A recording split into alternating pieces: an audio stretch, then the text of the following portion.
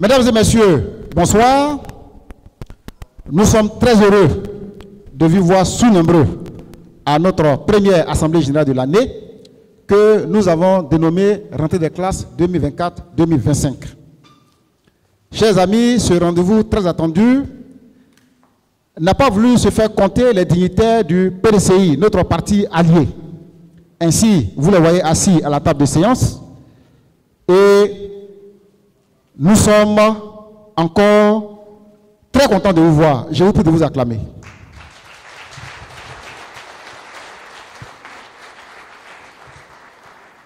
Avant toute chose, nous allons nous tenir debout comme une seule personne pour saluer la République. Je vous prie de vous tenir debout.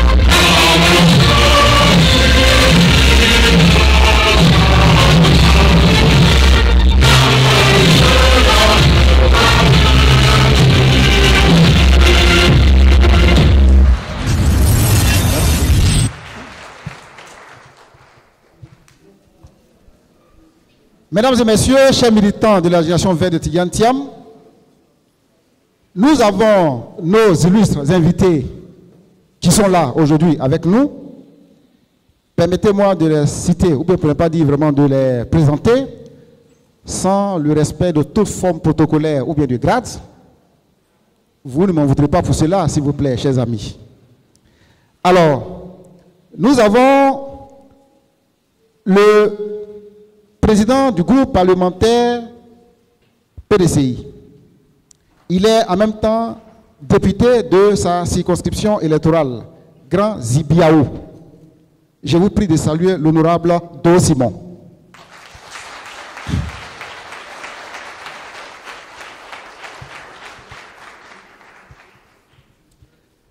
Après lui, je présente le député de Saint-Fra. Il est en même temps le secrétaire général du groupe parlementaire PDCI à l'hémicycle, l'honorable Gouli Antoine.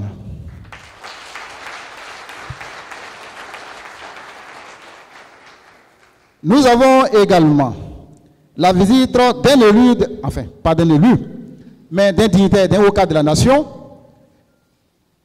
Il nous a plusieurs fois rendu visite. Je vous prie de saluer le ministre Nyamien Yao, membre du bureau politique du PDCI.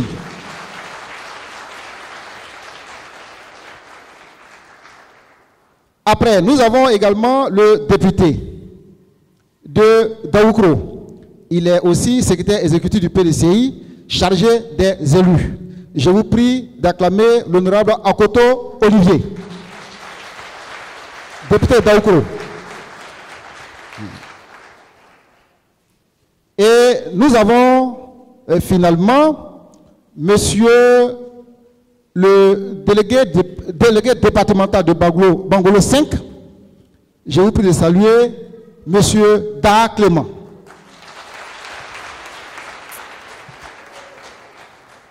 Alors, chers amis, ils sont venus accompagner.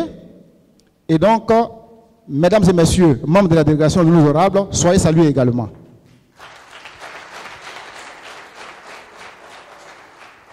Nous avons notre responsable, notre président, notre leader. Il faut tout de même qu'on le présente. Parce que parmi nous, on a des sympathisants. Pas seulement des militants. On a des personnes vraiment qui ont entendu parler du mec, qui n'ont jamais vu. À tout seigneur, tout honneur, je vous prie d'acclamer fortement le président Nyamaka Dobo Eric, président de la génération verte de Tidjane Thiam, la tête pensante de cette organisation. Merci beaucoup, chers amis. Alors, après ces présentations, il n'y aura plus de cérémonie à faire. Nous allons passer juste à l'annonce des premiers intervenants pour tenir leur discours. Et celui qui a l'honneur d'ouvrir cette séance, cette partie, c'est le président Nyamaka Dobo Eric. Je vous remercie.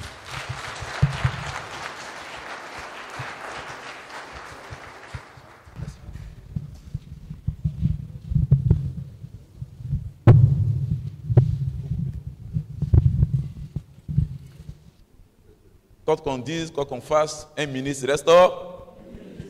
Permettez-moi de saluer Monsieur le ministre Nyamien Yao, membre du bureau politique du PDCI, grand conférencier du PDCI. J'ai l'honneur de présenter cet homme et ça me fait plaisir quand il m'appelle au téléphone et puis il dit président. Moi, je suis content. Il y en a qui dit au président de la République. Et puis il dit monsieur le ministre. Saluons monsieur le ministre Nyamien Yao avec toute sa délégation ce soir. Je vais saluer, et avant de saluer cette personnalité, je vais demander à toute l'Assemblée de nous tenir debout pour observer une minute de silence.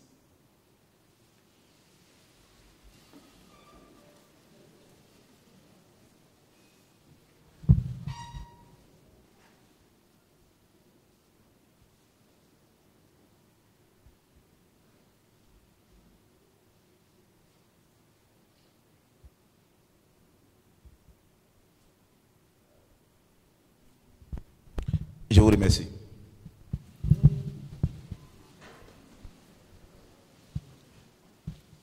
Vous devez comprendre. Vous devez comprendre. C'est un père pour moi, c'est un aîné. Depuis il a été parrain à Makori, quand il a pris le micro, il a dit, cher petit frère Eric Nyamaka, partout tu auras besoin de moi. Appelle-moi, je serai là. Permettez-moi de saluer l'honorable député de Daoukro, le secrétaire exécutif, Akoto Olivier.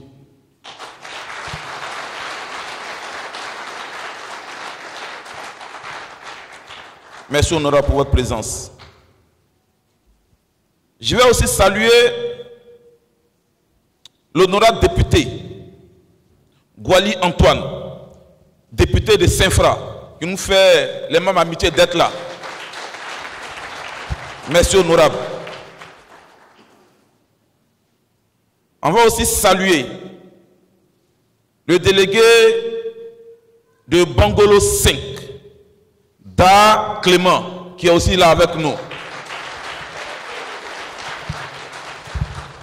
Vous savez, quand tu es avec les militants du PDCI, quand vous êtes à huis clos, quand vous trouvez quelque part, tout ce qu'ils vont dire là, tu te trouves en amphi. Ils disent qu'ils sont toujours en train d'être enseignés. Ils connaissent la Côte d'Ivoire. Et puis ils maîtrisent la politique. Est-ce qu'on peut encore les ovationner?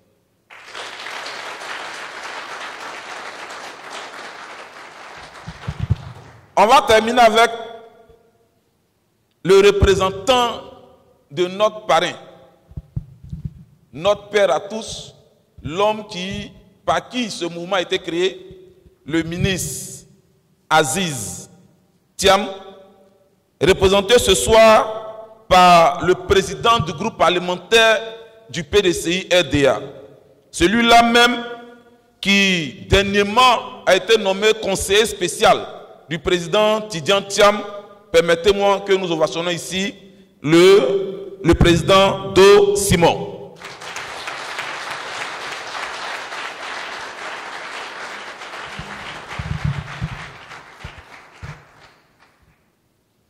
Indochi Martine, présidente nationale des femmes.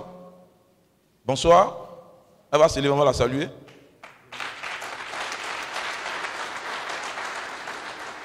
Et Leïla, la présidente des femmes du Nord pour Tidjantiam. Madina Leïla.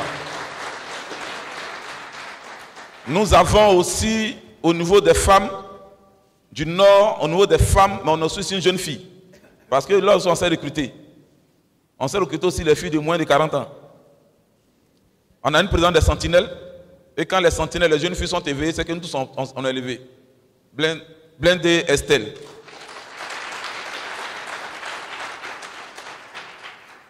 On n'a pas demandé au gouverneur de venir, mais quand il apprend qu'on est rassemblé quelque part, il quitte Dembokro et il est quitté à Dembokro depuis ce matin. Il est avec nous, monsieur le gouverneur de Dembokro. Monsieur le ministre, voici votre fils de Dembokro. Voilà. Voilà. On dit que tu étais efficace quelque part. Ils vont nous dire ça tout à l'heure. Je vais saluer à Bobo. Est-ce qu'Abobo est là? Lève-vous à Bobo, vous vous saluer. Voilà. À Bobo, ça est salué. À Bobo, même à Makori, ils ne viennent pas comme ça. Mais c'est où? C'est loin là. Les gens viennent un peu nombreux. Salut encore à Bobo. J'ai vu qui encore? J'ai vu Makori. Est-ce qu'on peut saluer Makori? Ah, levez-moi, saluer Makori. Ah, Makori, levez-moi, on va vous saluer. Si vous venez à deux, on va vous saluer à deux. Hein? Koumassi est là?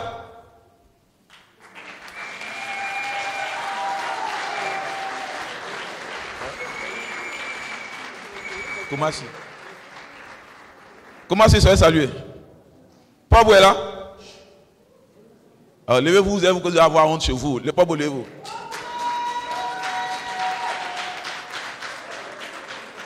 C'est-à-dire, aujourd'hui, la Pabou, vous avez... Oh, attendez, aujourd'hui, vous avez honte, non? Cocody est là?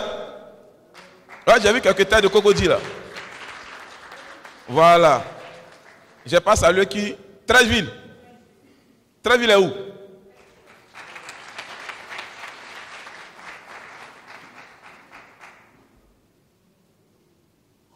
Yopougon. Yopougon. Ouais, Yopougon, lève-toi.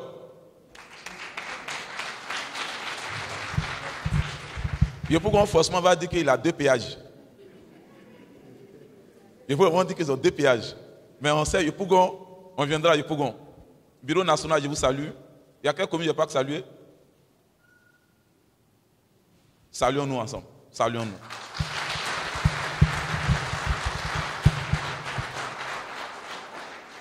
C'est la rentrée des classes. Nous sommes en 2025. Encore bonne année. On s'est déjà vu la dernière fois. On a mangé un peu quelque chose ensemble. Bonne année. Je voudrais qu'on dise merci. Un grand merci au secrétaire exécutif en chef, député maire de la commune de Port-Boué, le maire Emou Sylvestre qui nous a octroyé ces chaises, ces salles. On lui dit infiniment merci. Et un chef reste un chef. Encore merci honorable. Chers amis, est-ce que je vais parler encore ce soir? Est-ce que je dois parler? Est-ce que je dois parler? Je vais dire un peu. Un peu seulement, dont j'ai parlé en 5 minutes. Parce que quand ils sont là, moi je n'ai pas droit à la parole. Camarades, quelqu'un pouvait dire qu'il est l'heure. Il est l'heure pour aller où? Il est l'heure pour aller où? Il est l'heure pour aller où? Au palais. Et quand on va au palais, on se prépare pour aller voter. N'est-ce pas? Mais je ne peux pas comprendre. J'ai entendu les militants du PDCI, non, pas du RHDP. J'ai écouté la présidente des femmes du RHDP. J'ai écouté le ministre Touré Mamadou. Ils disent qu'ils ont fait le tour de la Côte d'Ivoire et que tous les Ivoiriens réclament Ouattara au pouvoir encore. Attendez, attendez. J'ai dit, pour la première fois, je suis d'accord avec eux. Tous les Ivoiriens souhaitent que Ouattara soit candidat. mais que Ouattara aussi permet que tous les Ivoiriens se fassent enrôler. Mais quand je regarde leurs problèmes là, on dirait que le président de la CEI même travaille contre Ouattara. Mais voilà un pays où on dit tout le monde t'aime. Tous les Ivoiriens veulent que tu sois candidat. Mais Ouattara, nous tous on veut que tu sois candidat. Mais Ouattara, on ne s'est pas encore fait enrôler, il faut laisser on se faire enrôler. Et puis tu vas voir si réellement dans les urnes tu vas gagner. Quand les gens veulent mentir à leurs leaders, c'est comme ça qu'ils se comportent. Oui, toute la Côte d'Ivoire te réclame, président Ouattara. Mais les Ivoiriens disent qu'on veut se faire enrôler. Donc, c'est fait enrôler là, c'est pour voter pour toi. Donc, il ne faut pas avoir peur. Cubier, tu as eu des milliards, laisse-on se faire enrôler pour voter Ouattara. Ils sont là. Les députés qui ont voté l'argent de Cubier, ils sont là. Viens pas à côté. C'est tu l'as donné l'argent. Papa Simon, vous avez donné l'argent à quelqu'un qui ne veut pas faire enrôlement. Comment on fait pour prendre notre argent? Tout à l'heure, tu vas nous expliquer. Comment on peut donner 27 milliards à quelqu'un pour faire enrôlement et puis dire non? Or, le RHDP dit, toute la Côte d'Ivoire réclame Alassane Ouattara. Mais on lui dit, oui c'est vrai, mais on veut d'abord se faire enrôler. C'est pas compliqué. Eric Nyamaka doit aller en France. J'informe toute ma famille. Je paie ce que je dois payer. Je garde ce que je dois garder. Je fais ma valise. Je vais à l'aéroport. Oh, je sais que je vais en France. Et puis j'arrive là-bas, j'ai dit, je n'ai pas visa. C'est quelle histoire ça? Atu Banga, professeur de quoi là même là? De quoi? Il a agrégé en histoire géo. Il a agrégé en histoire géo. Il dit que le président Tidjane Thiam ne sera pas candidat. On dirait que c'est le nouveau porte-parole du Conseil constitutionnel. C'est le Conseil constitutionnel seul qui invalide une candidature. Mais Banga est devenu le porte-parole du Conseil constitutionnel. Attends, je ne comprends pas l'histoire là. Ou bien c'est ce qu'on fait maintenant en Afrique là-bas? Non, ce n'est pas ça. Le président Tidjane Thiam, et je l'ai dit depuis le premier jour, le PDCI s'est pas choisi un candidat pour aller compétir. Le PDCI nous donne un président de la République pour la stabilité et la paix en Côte d'Ivoire.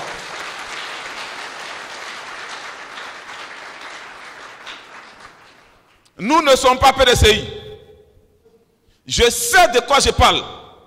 Quand j'ai vu l'horizon, quand j'ai vu l'oiseau, quand j'ai vu l'aigle, quand je vois la station politique, la stabilité là, dépend d'une seule personnalité et d'une personne. Dieu nous a donné un homme. Dieu s'est choisi un homme et Dieu a donné la Côte d'Ivoire, Tidjane Thiam.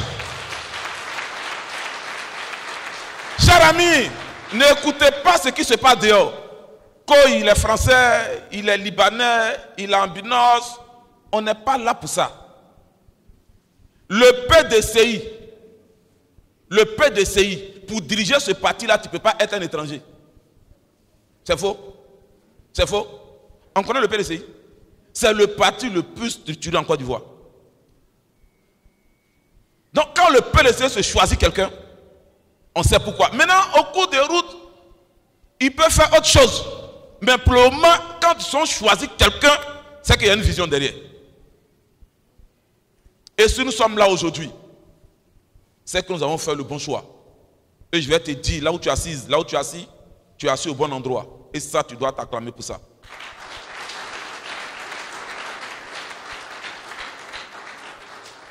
Mesdames et messieurs, chers camarades, je ne serai pas encore plus loin que ça. Mais sachez simplement qu'il sera plus intéressant pour M. Cubier que nous partons à l'enrôlement. J'avais dit, et je vous avais dit dès le départ que le président Alassane Ouattara ne sera pas candidat. Et pourquoi je le disais? C'était pour le respect de notre président de la République. C'était pour son respect.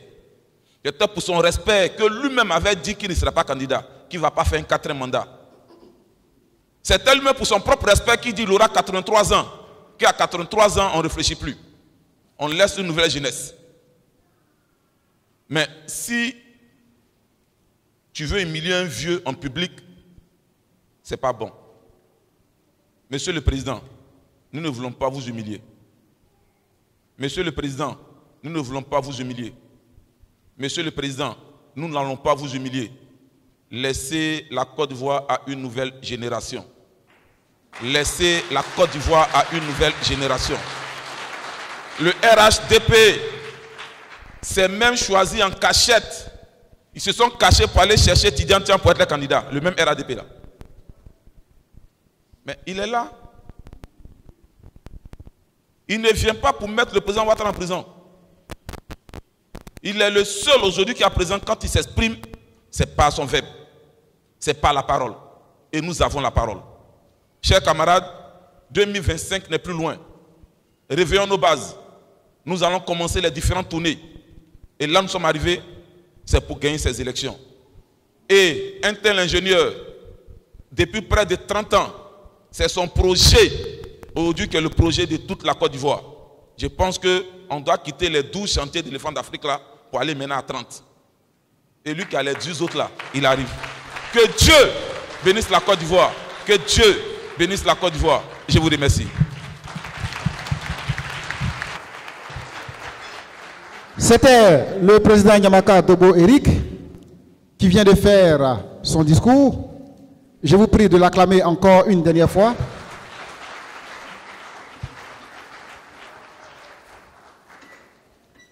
Alors, c'est clair. Il y a le concepteur, il y a le réalisateur.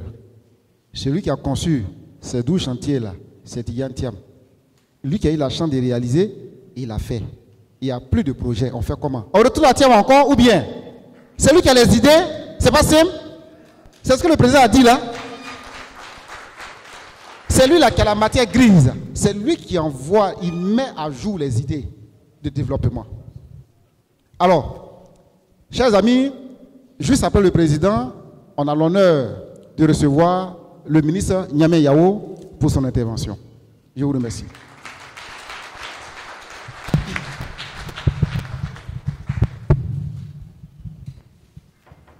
Monsieur le Président Do-Simon, mon cher aîné, mes très chers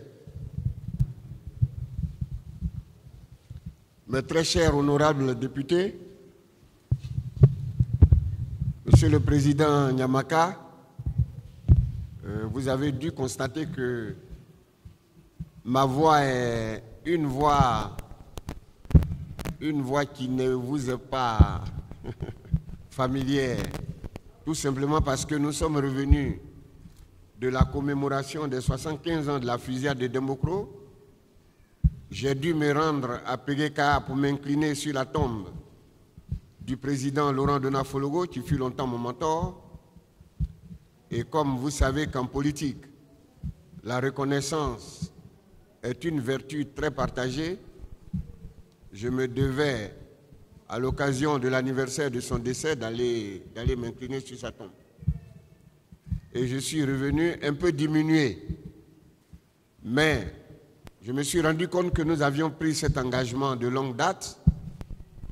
Et je me suis rendu compte qu'il s'agissait de parler de Tidiane Thiam. Alors, vous savez qu'il y a un nouveau médicament qu'on appelle, je ne sais pas, Thiamidol, Thiamicine, tout ce que vous voulez. Et donc, dès que je l'ai entendu il y a 2 jours, je me suis remis. Et je dis, bon, je vais aller à Port-Boué pour parler de lui. Remercier le président Thiam.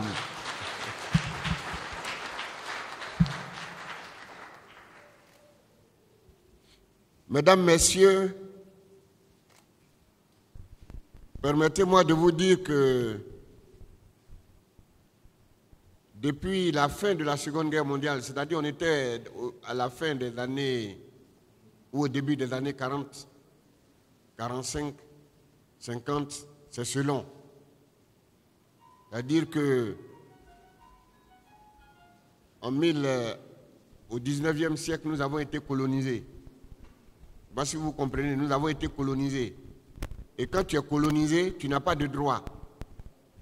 Donc, quand les Blancs sont arrivés en Côte d'Ivoire, en 1893, ils ont décidé que la Côte d'Ivoire était une colonie. Donc nous, on n'avait pas de droit. On était comme des tables, des meubles, qu'on pouvait bouger à tout moment. Je parlais tout de suite de marionnettes. Mais la colonisation, c'est une forme noble de dire que nous étions des esclaves. En vérité, nous étions des esclaves. Celui qui est colonisé, il n'est pas loin de l'esclave. Parce qu'il n'a pas de choix. Son choix est le choix du maître. Et quand nous avons été colonisés, jusqu'en 1940, 45, 44, le colon a décidé de nous permettre de nous organiser. Parce que quand il y a eu la guerre chez eux, nous sommes allés les aider. Et quand nous les avons aidés, peut-être par gratitude ou bien par remords, ils ont dit, bon, comme ils ont été nos bienfaiteurs, on va leur permettre aussi d'être comme nous. Et nous avons donc recouvré nos droits syndicaux, politiques. Et nos aînés, nos pionniers, ont créé ce qu'on appelle le syndicat agricole africain. Parce qu'à cette époque-là, le cacao ou le café avait deux prix. Il y avait un prix pour les Blancs et un prix pour nous. Et quand nous avons eu l'autorisation de nous organiser, nous avons dit, dans ces conditions, nous-mêmes, nous allons créer notre propre syndicat pour revendiquer un certain nombre de choses. Et c'est comme ça que le président Félix Houphouët-Boigny a été élu pour la première fois député en 1945. Et il est parti en France pour siéger à l'Assemblée nationale là-bas. Et en 1946, grâce à lui, on est sorti de l'esclavage, si on peut s'exprimer ainsi. C'est ce qu'on a appelé l'abolition du travail forcé. Et quand nous avons aboli le travail forcé, le président Félix Houphouët-Boigny et ses compagnons de la première génération, ils ont dit, bon, dans ces conditions, il faut recouvrer l'indépendance totale de la Côte d'Ivoire. Ils vont donc lutter. Ils vont connaître des difficultés. Il va y avoir la fusillade de Dembocro. Des Ivoiriens vont être assassinés, comme Victor Biakaboda. D'autres vont faire la prison. D'autres vont trouver la mort, comme ceux de Dembocro, comme ceux de Séguéla, comme ceux de Boaflé. Mais malgré ces difficultés, nous sommes restés debout. Et je l'ai dit plusieurs fois, la Côte d'Ivoire n'est rien d'autre que le fruit d'un traité de paix. Puisque nos ancêtres, partout, ont résisté contre la colonisation. Au nord, ils ont résisté avec Samori. À l'ouest, ils ont résisté, mais ils ont été vaincus. Au centre, on a résisté, mais on a été vaincus. Partout, on a résisté, mais on a été vaincus. Et Dieu aidant, malgré les difficultés, nous sommes devenus indépendants en 1960. Et quand nous sommes devenus indépendants en 1960, la première génération qui dirigeait la Côte d'Ivoire s'est rendue compte que, à l'échelle d'une vie humaine, on ne peut pas régler tous les problèmes d'un pays.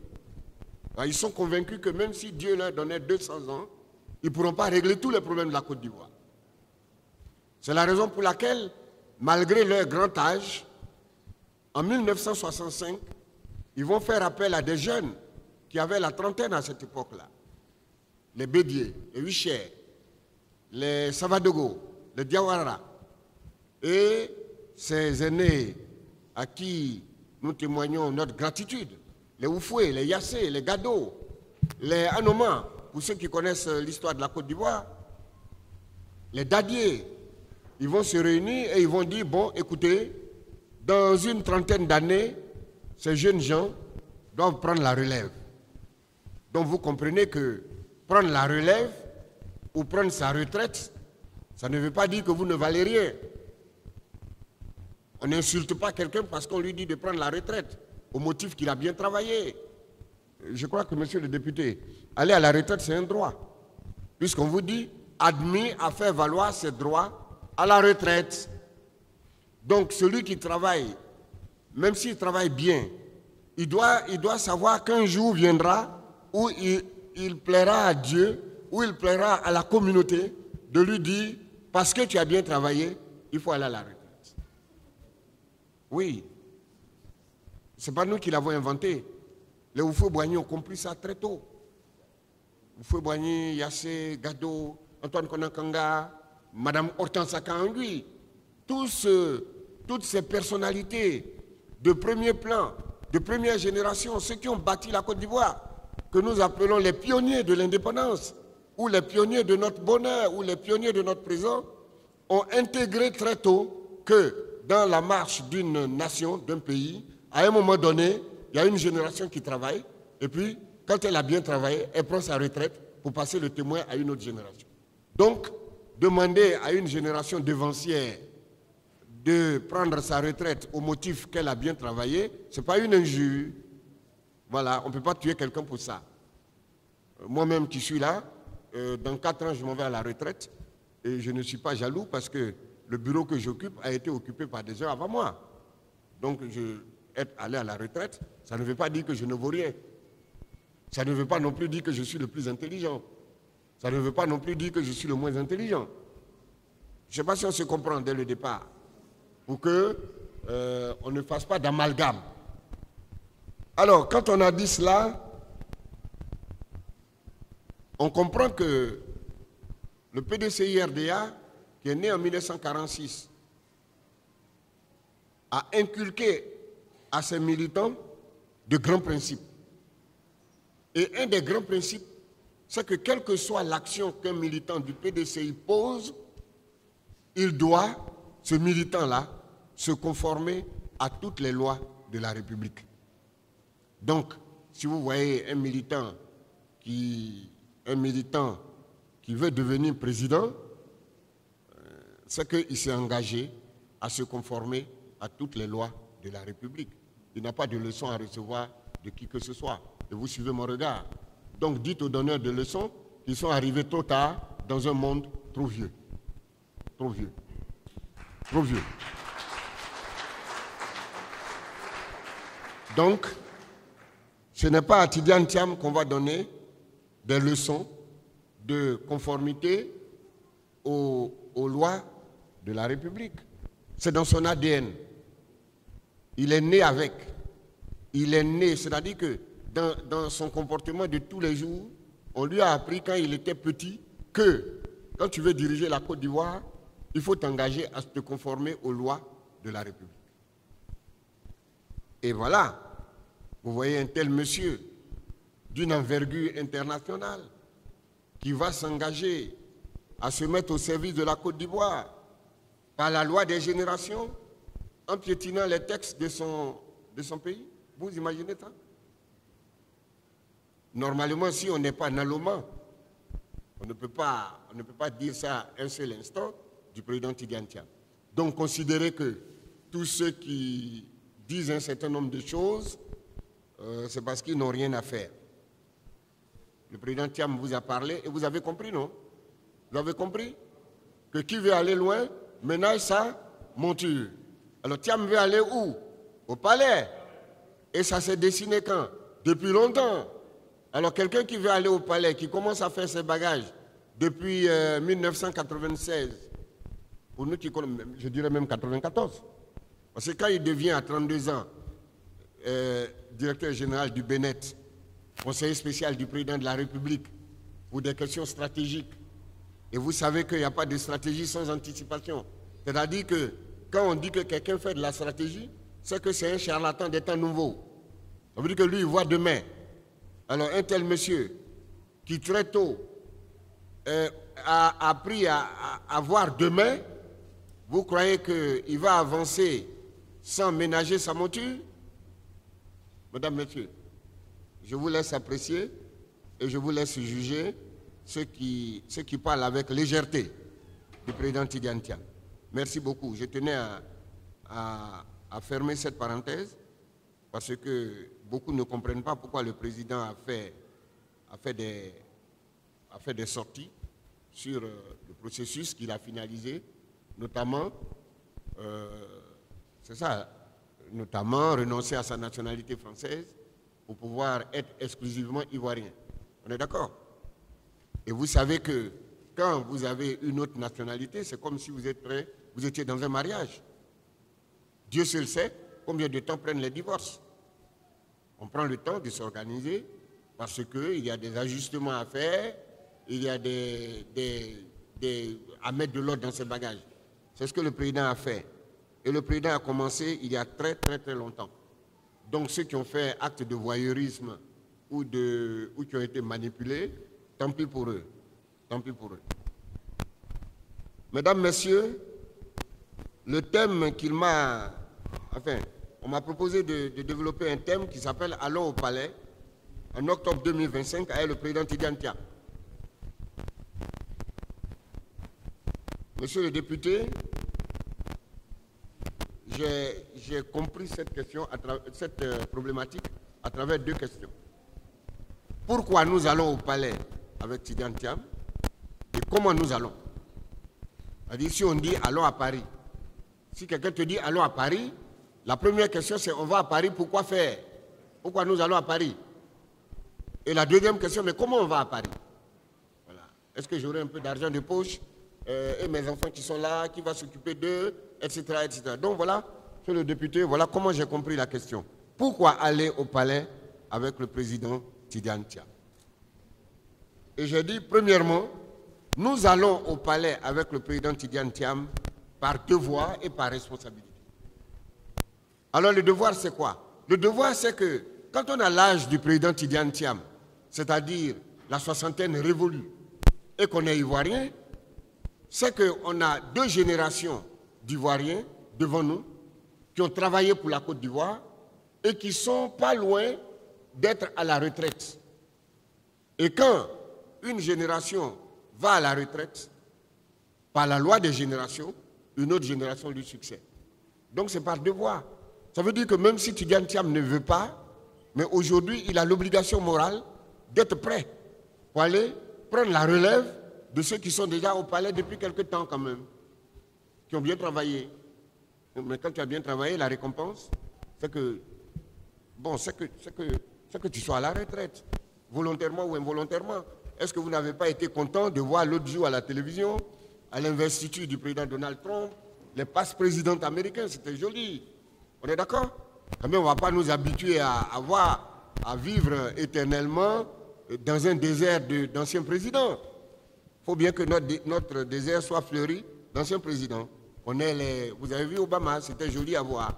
Vous avez vu Bill Clinton, c'était joli à voir. Vous avez vu quoi? M. W. Bush, c'était joli à voir. Mais ça ne veut pas dire qu'ils ont démérité de la nation ivoirienne et américaine. On est d'accord? Donc le président Tidjane Thiam, nous allons au palais avec lui par devoir. Nous allons aussi au palais avec le président Tidjane Thiam par responsabilité. Quand on est responsable, il y a des situations qui vous interpellent et vous ne pouvez pas dire non. Aujourd'hui, la génération du président Tidjane Thiam est appelée à être aux responsabilités en Côte d'Ivoire. Pourquoi? N'allez pas loin, prenez juste à côté de nous. Prenez juste à côté de nous. Et quand vous avez pris juste à côté de nous, prenez Air France, traversez l'Atlantique, voyez là-bas la moyenne d'âge des présidents. Et vous comprendrez que la génération de Tidjane Thiam doit être une génération aux responsabilités. Surtout que quand il est allé, parmi ceux qui sont aujourd'hui aux responsabilités là-bas, il figurait parmi les meilleurs. Quoi de plus normal? Donc, à la Coupe du Monde, des personnalités respectables, mais nous aussi, nous avons notre joueur à l'étranger, on peut bien le sélectionner dans notre équipe nationale pour faire jeu égal avec les autres? Ou bien, est-ce que vous avez vu une seule équipe qui se passe aujourd'hui de ces professionnels quand il s'agit d'aller en Coupe du Monde? Voilà, tel est le cas du président Tidiane Thiam. La troisième raison sur laquelle je vais insister un peu, c'est que nous allons au palais avec le président Tidiane Thiam parce que l'alternance est l'oxygène de la démocratie. C'est-à-dire, quand on parle de démocratie, ce qui fonde la démocratie, c'est l'alternance.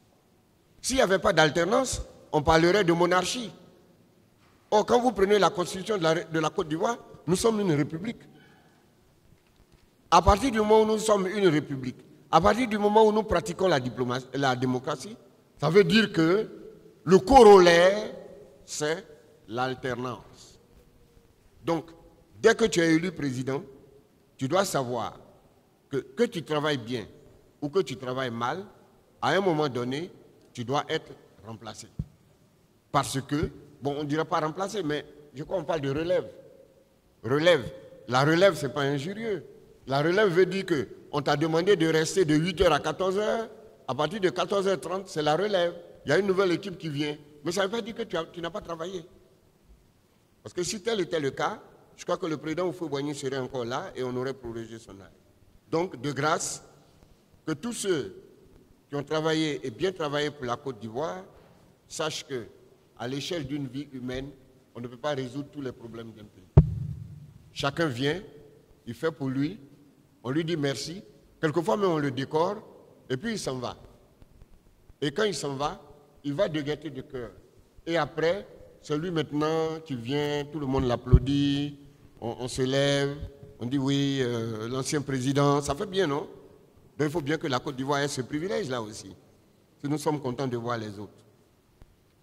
Alors, pour conclure sur cette première partie, pourquoi nous allons au palais avec le président Tidiane Thiam, je dis tout simplement nous allons avec lui parce qu'il a un destin d'homme d'État. Tidiane Thiam a un destin d'homme d'État. Or, nous sommes à la recherche d'hommes d'État. Pourquoi? Parce que pendant 25 ans, on a l'impression qu'on a fait la politique d'une certaine façon et notre tête même a failli rester dedans. Il y a eu 3000 morts, vous vous rappelez? Ensuite, il y a tout ce que vous savez aujourd'hui. Et donc, nous pensons que le moment est venu d'essayer une autre génération. Peut-être que cette génération va nous permettre de traverser toutes ces difficultés et puis bon, de faire la politique autrement. Donc, nous allons au palais avec le président Tidiane Thiam parce qu'il nous propose de faire la politique autrement. Et vous voyez que nous marchons dans ses pas. Parce que ailleurs, en 15 minutes d'intervention, il y aurait eu 14 minutes 30 secondes d'arrogance, d'irrévérence. Mais le président nous met à l'abri de ces tentations-là. Et donc nous pensons que nous pouvons faire confiance au président et accepter qu'il vienne avec sa nouvelle façon de faire la politique pour que la société ivoirienne qui paraissait une société écartelée puisse se rassembler autour de sa nouvelle philosophie, faire la politique autrement. Donc, en quelques points, voilà pourquoi nous devons aller au palais avec le président Tidiane Thiam.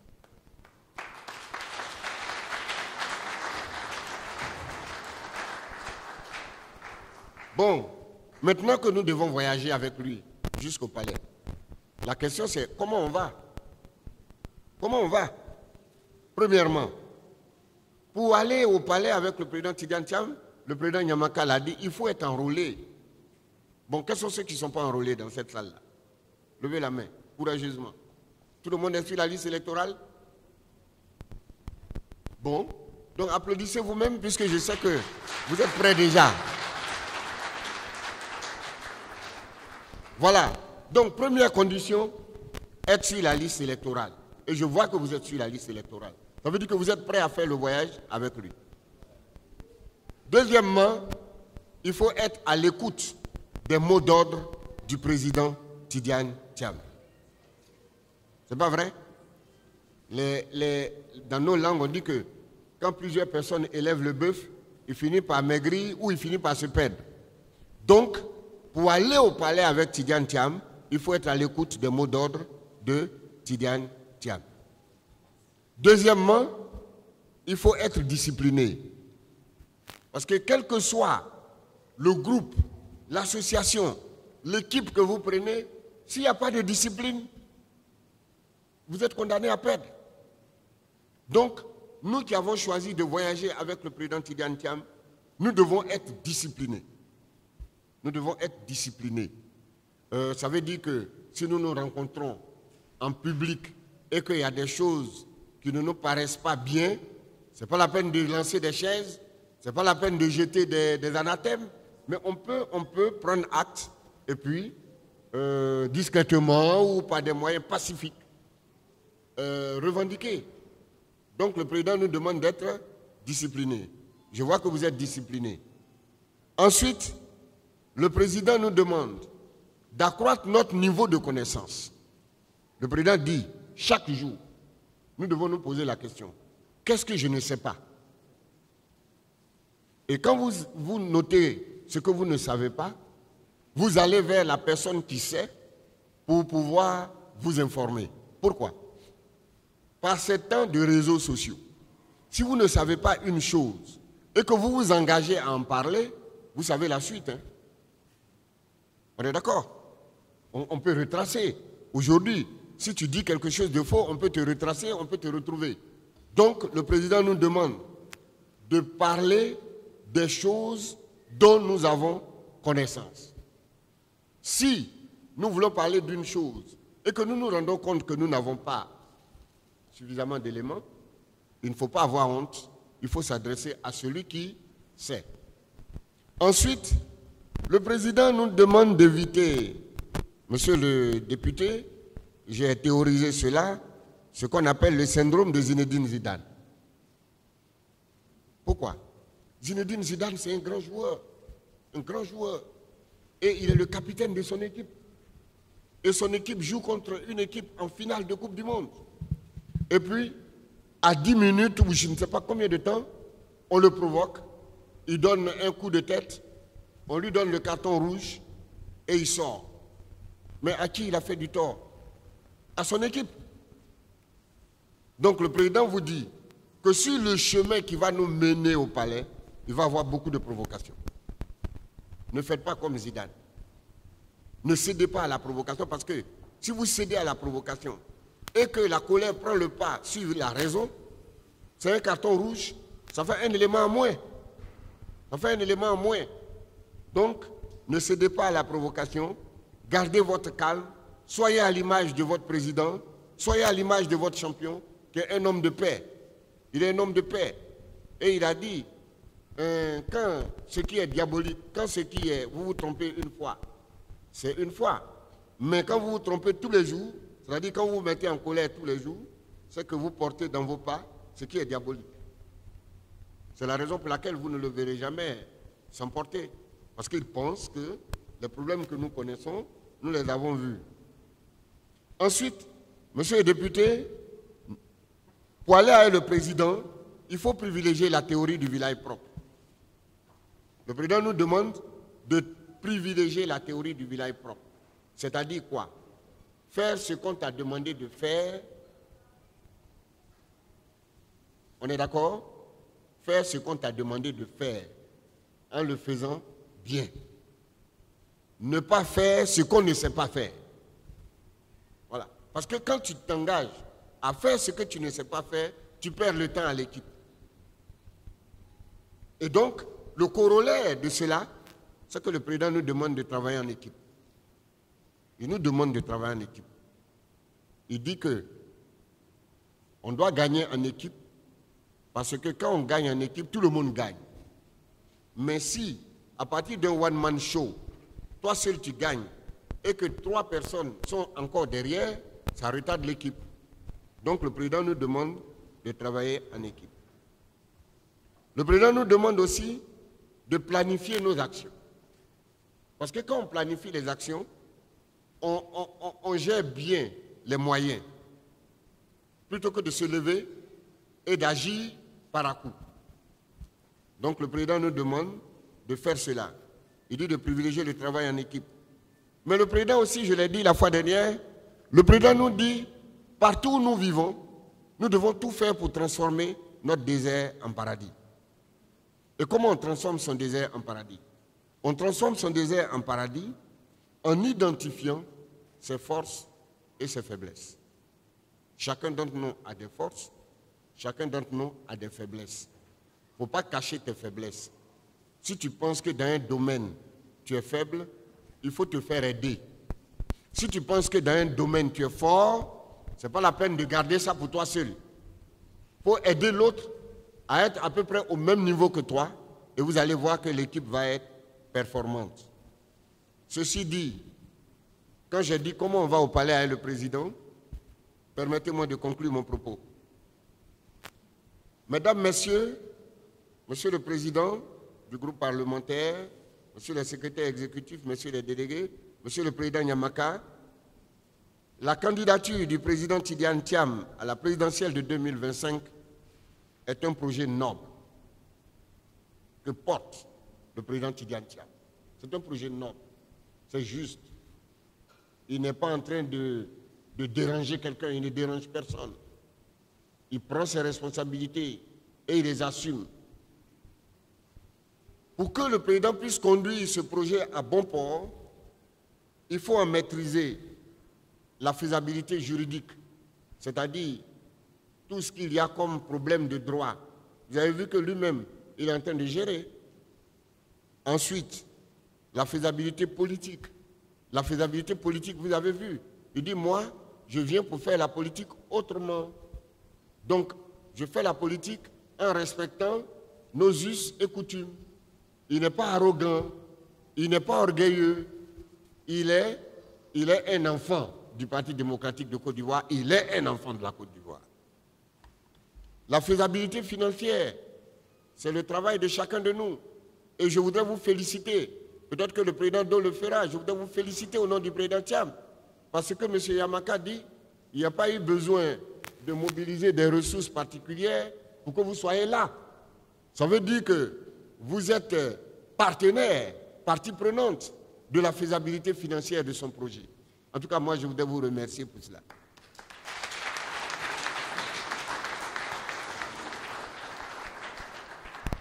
Le président veut qu'ensemble, nous maîtrisions la faisabilité technique de ce projet-là. Technique. Et vous avez vu qu'il a privilégié les technologies de l'information et de la communication. Voilà. Donc, il souhaite que chacun d'entre nous puisse se mettre à ces nouvelles technologies pour que nous puissions parler le même alphabet, pour que nous puissions être efficaces en même temps. Il parle de la faisabilité sociale. Le président vous a dit qu'il ne vient pas seulement pour les ingénieurs, il ne vient pas seulement pour les maçons, il ne vient pas seulement pour les couturiers, il vient pour tout le corps social. C'est la raison pour laquelle un des piliers de son projet, c'est la société. La société. Le président dit qu'il vient pour que tout le monde puisse être heureux en même temps et qu'il n'y ait pas de gens heureux au moment où d'autres sont malheureux. Il souhaite que nous puissions profiter chacun en fonction de ses capacités de la richesse nationale. Et donc, c'est ce que j'ai appelé la faisabilité sociale. Le président parle de la faisabilité diplomatique. Et vous le savez, le président dit qu'on ne peut pas vivre, en paix si on n'est pas en paix avec ses voisins. C'est ce que j'ai appelé la faisabilité diplomatique. Donc le président s'engage à ne poser aucun acte qui puisse fâcher les autres. Il s'engage à s'inscrire dans une dynamique de respect mutuel. Parce que entre États souverains, ce qui vous permet de vivre en harmonie, c'est le respect mutuel. C'est le respect mutuel. Le président parle aussi de la maîtrise de la faisabilité stratégique de ce voyage que nous devons faire. La faisabilité stratégique, c'est ce que nous devons prendre comme outil pour pouvoir gagner le 25 octobre 2025.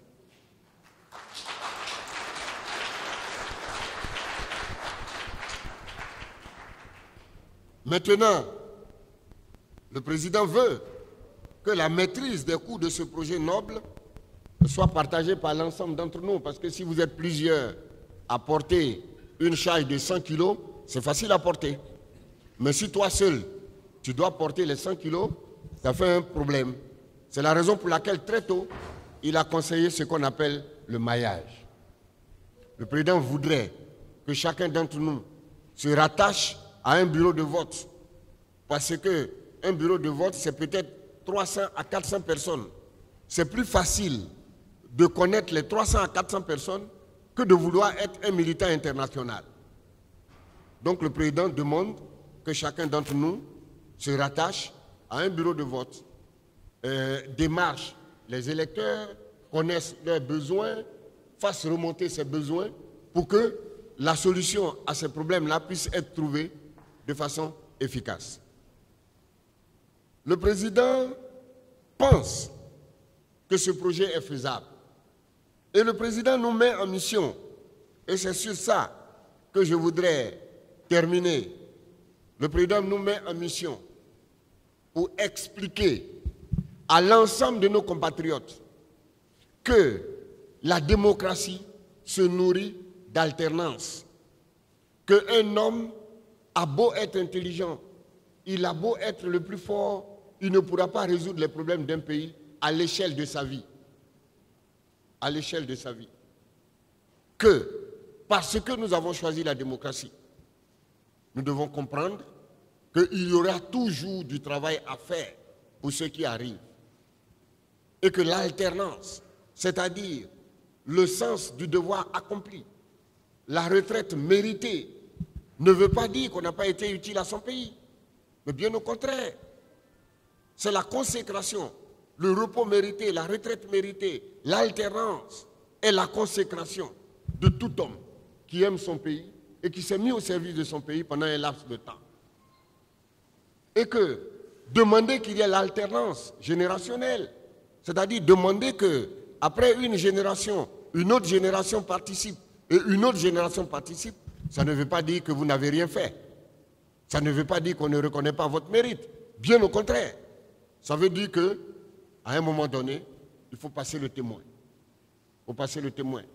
Et le président Tidjane Thiam me charge de vous dire qu'il est prêt à recevoir le drapeau, qu'il est prêt à recevoir le témoin et à le maintenir le plus haut possible jusqu'à ce que, au nom de l'alternance, dans une vingtaine d'années, parmi vous, il y ait des Tidjane Thiam, il y ait des Nyamie Yao, et que vous soyez content que moi, peut-être que je n'aurai pas de canne, mais peut-être que mes cheveux auront blanchi un peu, ou je ne sais pas qu'est-ce que je vais devenir dans 20 ans, et que je vienne et que je vous applaudisse pour le grand bonheur de la démocratie nourrie par l'alternance.